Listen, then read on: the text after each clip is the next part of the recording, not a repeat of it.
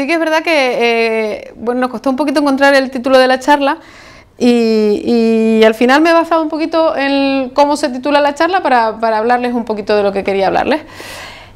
Como se llama salud y sexo, me pareció importante ponerles la definición de la OMS de salud sexual, que está definida por la OMS, porque la salud sexual también es salud, ¿vale?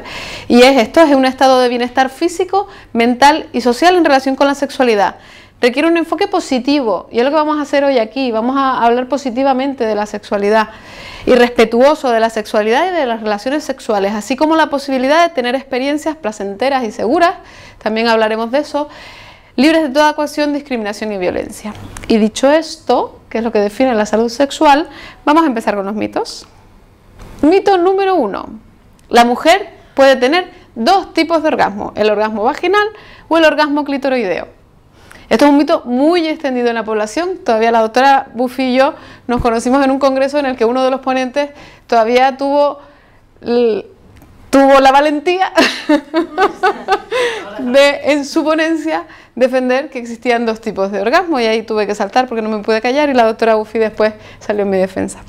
Vamos a hablar un poquito de esto, ¿vale? Vamos a hablar para eso del orgasmo, y vamos a hablar de Freud. Freud fue el que describió el psicoanálisis, un psicólogo de principios del siglo pasado, que nos hizo mucho daño, porque Freud dijo que en la etapa del desarrollo sexual habían dos etapas, la etapa infantil, digamos, y la etapa que era la fálico-edípica y el estado genital maduro. La etapa infantil, en la etapa infantil las mujeres conseguían el orgasmo o el placer mediante la estimulación genital del clítoris, y cuando pasaban en la adolescencia y en la edad adulta a un desarrollo, a un estado más evolucionado, digamos, pues conseguían placer mediante la estimulación vaginal. Es decir, las mujeres que conseguían el placer mediante la estimulación del clítoris estaban ancladas en una etapa infantil de la sexualidad, no habían hecho el paso a la sexualidad madura y sana, que era obtener el placer solo mediante la estimulación vaginal.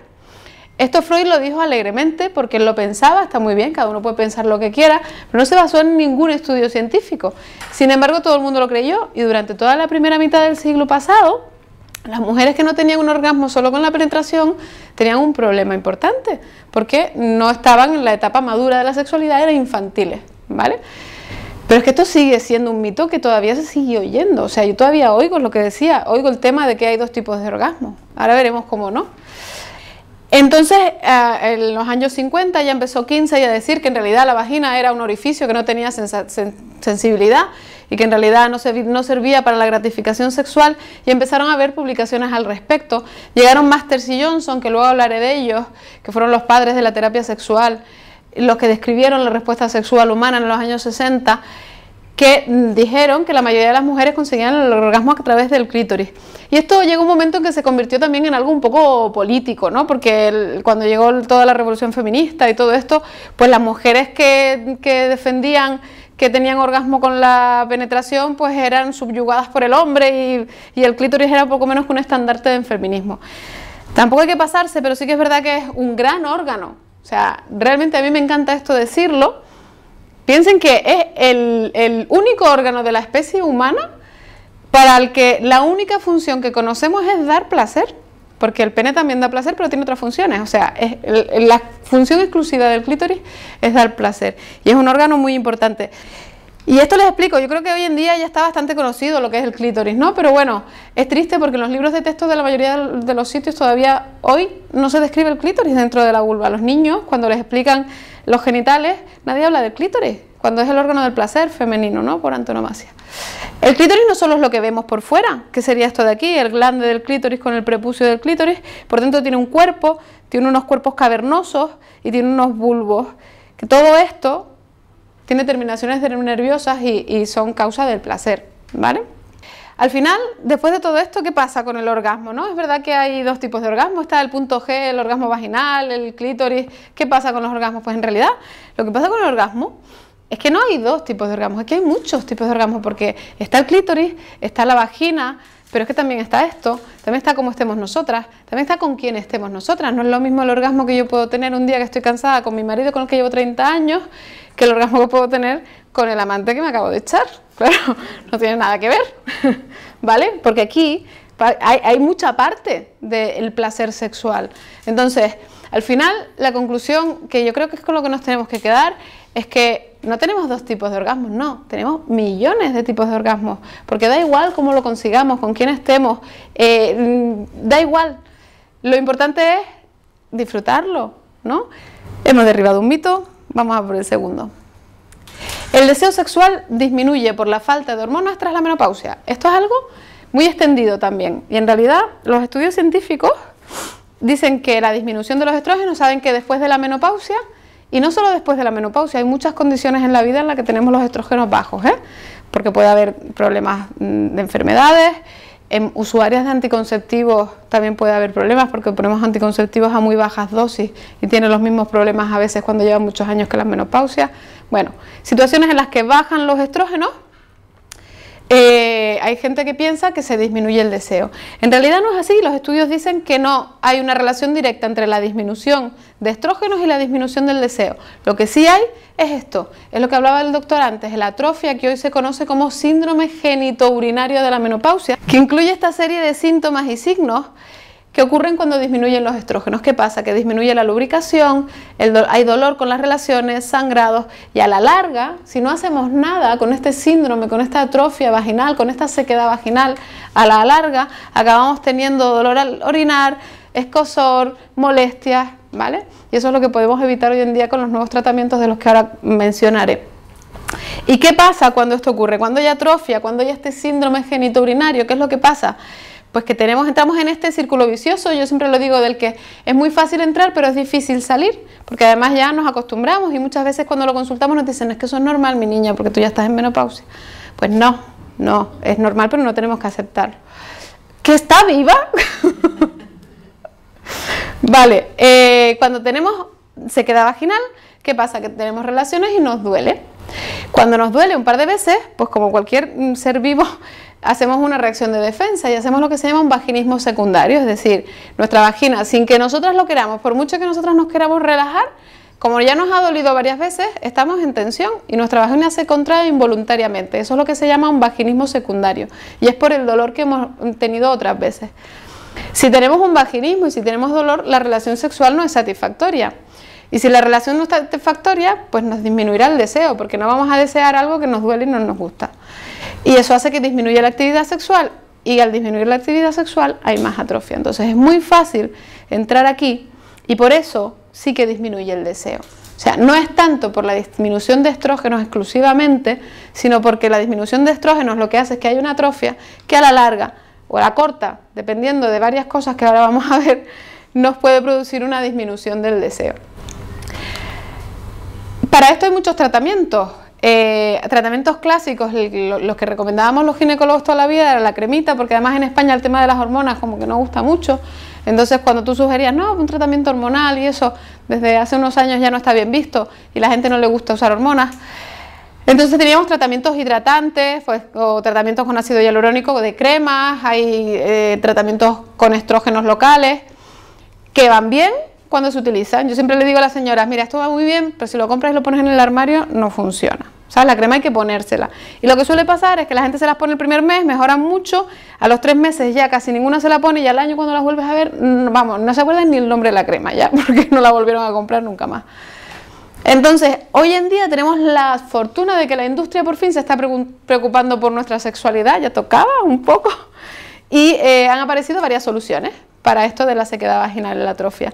Entre ellas el láser que comentaba el doctor, es espectacular, los resultados con el tratamiento, yo llevo también años, ya un par de años haciendo tratamiento con láser en Barcelona para la sequedad vaginal y de verdad que es espectacular el resultado. Pero también es muy bueno el resultado con infiltraciones de ácido hialurónico, cada tratamiento tiene su indicación. Al final la idea es entender que tiene solución, que por fin tenemos solución para esto, que tengan en cuenta que ahora nos tiramos casi la mitad de la vida, con un poquito de suerte y siendo de las que viven más, ¿no? Pero casi la mitad de la vida en menopausia, o sea, la esperanza de vida ha aumentado mucho, pero la biología no nos ha acompañado, no va al mismo ritmo, ¿no? Nos quedamos sin hormonas demasiado pronto, entonces tenemos solución y hay que encontrar, o sea, busquen solución, no se conformen, ¿vale? Conclusión, el mito de que el deseo disminuye por la falta de hormonas tras la menopausia no es verdad, ¿vale? Sí que es verdad que en el deseo después de la menopausia, que sería muy complicado de tratar, influyen muchas otras cosas. Es verdad que las hormonas directamente no influye la sequedad vaginal, pero también es verdad que influye pues que probablemente llevamos muchos años con nuestra pareja. Una menopáusica que acaba de empezar con una relación normalmente no tiene problemas de deseo. Que tenemos un balance hormonal que nos hace estar pues irascibles, estamos más molestas, y eso luego lo veremos cómo influye todo eso en nuestro deseo. Sí que hay un cambio en la imagen corporal, muchas veces cambia la distribución de la grasa corporal, y nuestra autoimagen sí que es muy importante para el tema del deseo, porque nos hace desear más. Si nosotros nos sentimos bien, estamos más dispuestas a tener relaciones. Entonces, todas esas cosas que acompañan a la menopausia sí que pueden tener un papel en el deseo, pero no estrictamente los estrógenos, como se piensa. Y ya vamos a derribar el último mito y ya acabamos. Si no tengo deseo espontáneo, es decir, si no estoy deseando tener relaciones sexuales con mi pareja, tengo un problema de bajo deseo. Uy. Pues esto no es verdad, pero para poder entender esto vamos a explicar la respuesta sexual humana, que yo es lo que yo les digo, que yo creo que es importante conocerla. Yo creo que es culturilla general que va muy bien. Estos son Masters y Johnson. No sé si la han visto, la serie de Masters of Sex, muy chula. Es bastante real la historia. Bueno, pues Masters era un médico americano y Johnson una psicóloga, y juntos publicaron en el 66 la respuesta sexual humana.